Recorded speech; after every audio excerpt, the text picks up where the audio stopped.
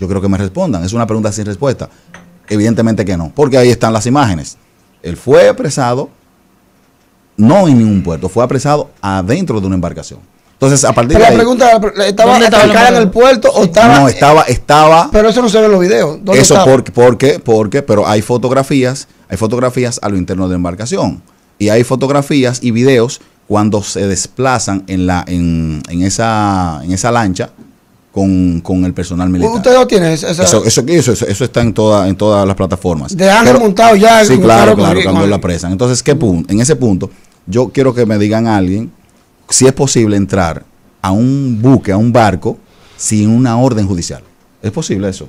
Es posible siempre y cuando se pueda conectar con las causales que establece el 181 y siguiente. Excelente, perfecto. Para eso tiene que operativizar y tiene que haber una orden judicial para entrar, porque conforme a la propia legislación... la orden judicial es el 180. El 180 te establece, te requiere, ¿verdad? Que para tú, de manera, la regla que tú necesitas una orden de allanamiento para tú entrar exactamente. Pero el 181 te establece 3 condiciones para que tú puedas penetrar sin una orden judicial. Y entre ellas es para evitar la comisión de una infracción, si se le está dando seguimiento específicamente a una persona. En el apresamiento de Ángel Martínez no se dan esas causales, porque de lo que se perseguía a Ángel Martínez era de que contra él existía una rebeldía dada por un tema de difamación e injuria cometido a través de medios electrónicos. Una rebeldía dada, que en principio se decía que era vinculado al caso de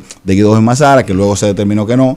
Luego le apareció a las autoridades, le apareció por sorpresa, o tuvieron suerte, y apareció la de Goris Moya. Y ahí entonces él es apresado. Es decir que a partir de ahí se cometieron prácticamente una serie de violaciones de derechos fundamentales en contra de Ángel Martínez, porque eso evidentemente... Entonces, luego de ahí, entonces es que viene el verdadero periplo de violaciones una tras otra. Le ejecutaron una orden incorrecta, que no fue. Ese caso había extinguido, el de Guido Gómez Mazara, y lo llevan entonces a la segunda sala. En la segunda sala penal es el caso vinculado a Goris Moya. Ese caso hemos destacado que hemos descubierto que tiene una serie de cuestiones que para mí resultan inexplicables, porque cuando yo desgloso un expediente, trato de que cuando encuentro situaciones que pueden perjudicar a un colega, yo trato de llamar a ese colega, y ese fue mi caso cuando llamé a los abogados de Goris Moya. Llamé a José Fis y llamé a Emanuel, mejor conocido como Atuey, y le dije: señores, mira, encontré esto. Encontré unas situaciones que yo creo que no deben de vertirse los medios. No sé, eso no se quiere decir, porque a mí me causarían... ¿Tú sabes qué me dijeron ellos? Carlos, haz lo que tú quieras. Nosotros estamos listos para conocer esto. Digo, hermano, ¿tú estás seguro que tú quieres que yo vierta esto? Pero yo quiero saber qué fue lo que encontraste, Carlos. Todos queremos saber. La premisa aquí en Legal Radio. Fíjate que producción ha identificado no le voy a decir panel, pero sí debate, como el caso Ángel Martínez al desnudo. Aquí vamos a fijar posiciones respecto muchas gracias. Pero Carlos, a Legal Radio sería bueno, y nosotros te pedimos que tú nos des la permiso a lo que encontraste en el expediente Goris Moya y que llamaste a los abogados para decir. Vamos a hacerlo. Mira, previo a esos hallazgos, yo me encontraba en una situación, yo quería renunciar al caso Ángel Martínez, porque ya me estaba causando situaciones en mi oficina, de descuido con los procesos que yo llevo. Yo llevo una oficina y tengo la presión mediática. La presión mediática, yo pude lidiar con eso, pero también un tema familiar, Ángel Martínez es un caso que merecía toda mi atención. Y evidentemente que yo me vi además es un caso pro bono, es un caso que yo no estoy cobrando nada. Eso también debo de aclararlo. Porque Ángel Martínez yo lo conozco en un ambiente,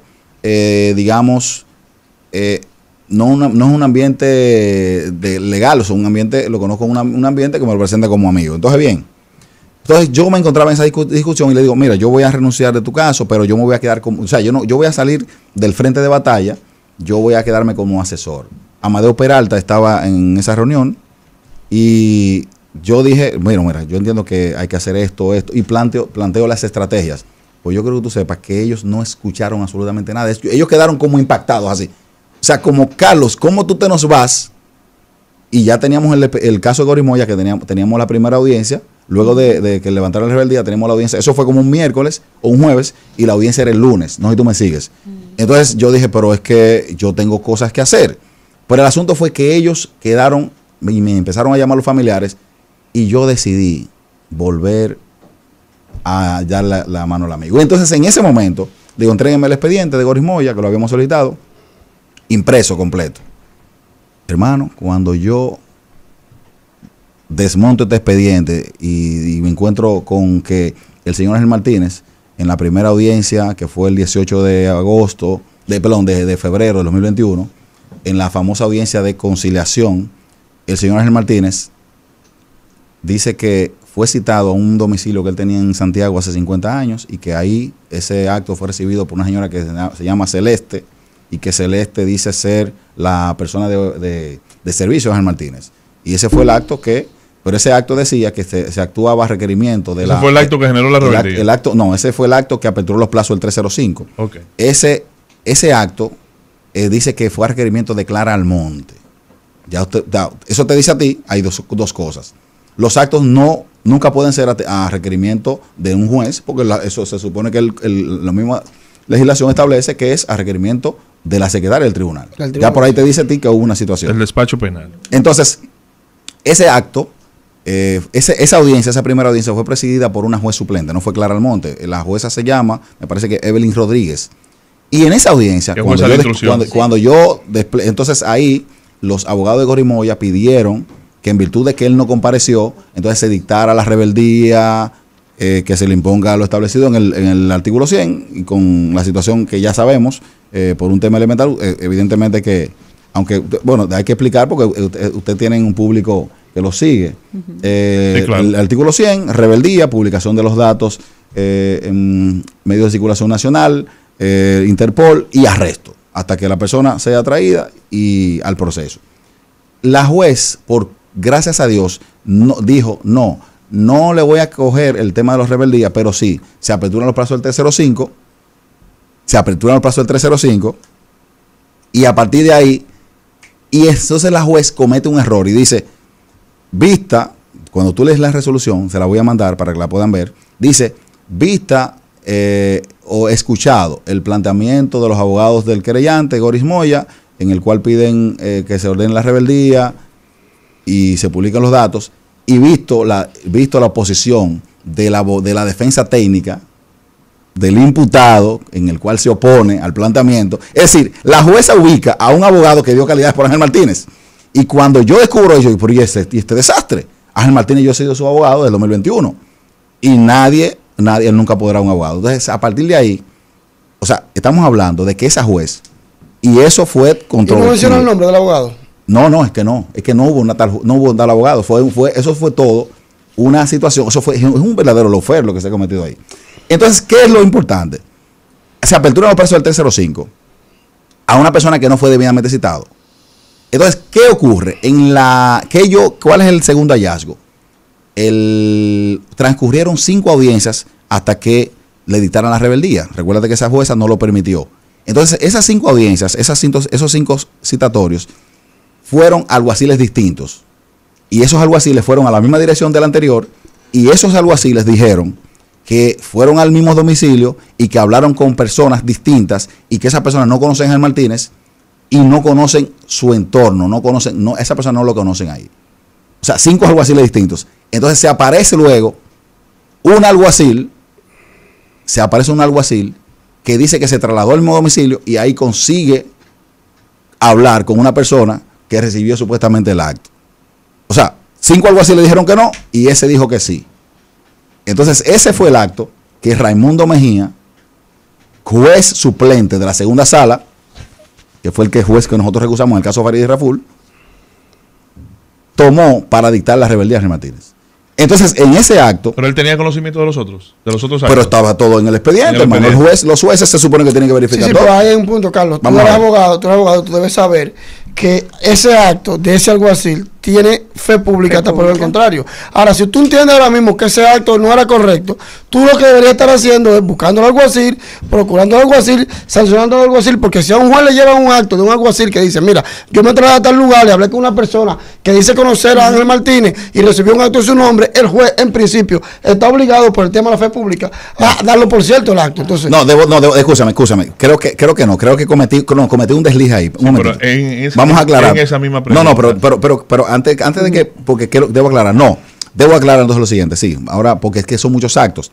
El acto que Raimundo Mejía tomó para dictar la rebelión de Martínez fue un acto que fue notificado a ese domicilio y el alguacil dice que se trasladó a ese domicilio y habló con una persona y dice que no conoce a Ángel Martínez. Y entonces, a partir de ahí, entonces ahí viene un tema legal que yo creo que ustedes aporten aquí. ¿Hace el domicilio conocido? No lo hizo. El alguacil se quedó ahí y puso la nota, no conocen a la persona. ¿Qué dice el inciso séptimo del 69? Del Código de Procedimiento Civil, que es el supletorio, que tú tienes que completar el procedimiento establecido, tienes que decir.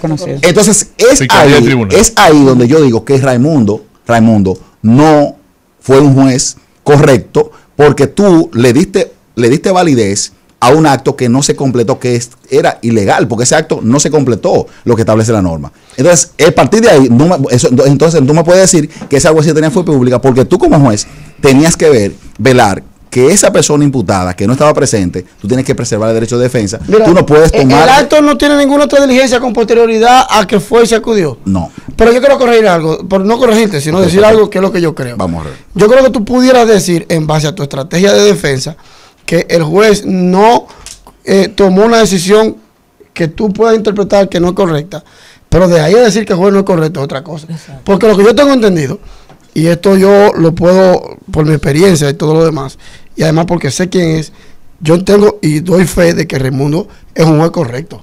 Ahora que por todos los jueces, tú me puedes decir que en un momento determinado no dio una decisión correcta. Desde tu punto de vista, tú tienes la opción de acudir a la vía ordinaria para... Pero yo quiero entender en esta tribuna, yo quiero entender lo siguiente. Porque quiero comprender lo siguiente. El acto, como yo te lo acabo de escribir, imagínate que tú seas juez y tú tienes una persona que fue indebidamente citado. Tú vas a ordenar la rebeldía de esa persona para que esa persona caiga preso con un acto así. Entonces, si tú me dices a mí que eso es algo simple, no, yo digo que puede que no sea correcto el hecho. Ahora, eso no dice que el juez no sea correcto. Lo que quiere decir, Carlos, lo que quiere decir Edison es que tal vez circunscribamos la discusión al tema de que si fue correcto o no la decisión. La decisión, no el juez. Pero ya... Porque el juez, a mí me cuenta que es un juez correcto. No, igual. No, si tú me dejas el escenario a mí, yo he jugado hasta baloncesto y lo conozco hace más de 20 años a Raimundo. Y Raimundo, yo sé que es un tipo correcto. Sin embargo, cuando tú eres juez y fijas posiciones de este tipo que hacen ruido, muchas veces, uno quiere decir, oye, pero ve acá, como que te pasa un vuelo rasante por el pensamiento diciendo, pero ven acá, ¿es correcto o no? Pero de ahí a tú fijar una posición. Claro. Pero también tendríamos que darle crédito, perdón, Gustavo y doctor, tendríamos nosotros estaríamos mal en una mala práctica escuchando solamente una de las versiones, porque las decisiones están motivadas, tienen una motivación, tienen una razón de ser, y por eso están las vías recursivas. Tendríamos nosotros entonces, para poder hacer un juicio de valor, de si es correcto o si no solamente desde el punto de vista de lo que se aprecia, sino de lo que realmente es, porque esa decisión está motivada en derecho. La que haya decidido que sea incorrecta no la motivación. Que sea incorrecta no la motivación es otra cosa. Sí, claro. Bueno, pero deberíamos vamos a seguir avanzando, no se preocupen. Sí, mire, doctor, y también después que terminemos con este tema, actualizar finalmente ya cómo están todos los procesos y qué situación está en el la cuestión es que en ese expediente de Goris Moya, cuando la magistrada Clara Almonte finalmente conoce el expediente el 24 de junio de este año, luego del apresamiento de Ángel Martínez, recuerda que a él le fijan la primera medida de coerción. En ese tribunal, un juez suplente, el 27, el magistrado Julián Vargas, me parece. Entonces, la magistrada Claramonte, cuando yo deposité ese fin de semana, recuerda esos hallazgos, pero yo deposité esa semana una instancia que yo le he autodenominado la bomba de Hiroshima y Nagasaki, en el caso de Goris Moya, la produjo ese fin de semana que, como le dije anteriormente, y ahí fue cuando se produce la llamada a los abogados de Goris Moya, porque el alguacil aquel está vinculado al Poder Judicial. Eso también lo pudimos descubrir. Entonces, cuando yo deposito la instancia que él le ha autodenominado Hiroshima y Nagasaki, porque recuérdate ti que la Segunda Guerra Mundial se acabó con esa bomba. Y yo deposité una instancia que acababa el debate de Ángel Martínez y Goris Moya. ¿Qué yo deposité? Los 5 incidentes muy fuertes sobre el tema de...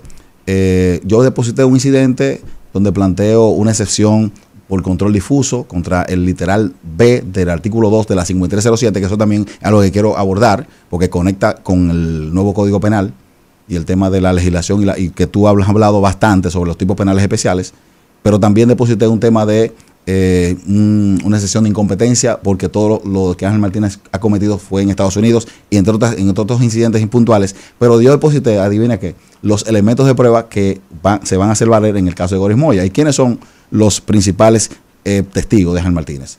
La Tora,